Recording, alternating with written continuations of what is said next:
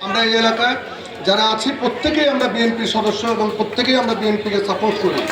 আমাদের প্রাণপ্রিয় সাবেক কমিশনার মজু ভাইয়ের হাত ধরে আমরা অনেক দিন এই বিএনপির সেবা করে এসেছি।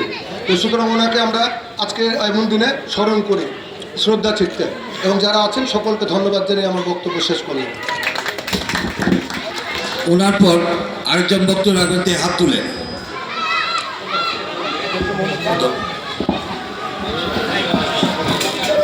আপনাদের পরিচয় দিবেন। আপনারা কে কি পরিচয়?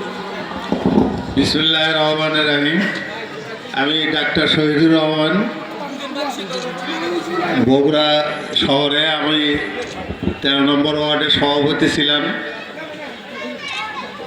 আর বগুড়া জেলা বিএনপির স্বাস্থ্য বিষয়ক সম্পাদক ছিলাম। বর্তমানে আমি এখানে 55 নম্বরে এনায়তগঞ্জ ফ্ল্যাট কিনে এখানে বসবাস করি দীর্ঘদিন হলো। আমি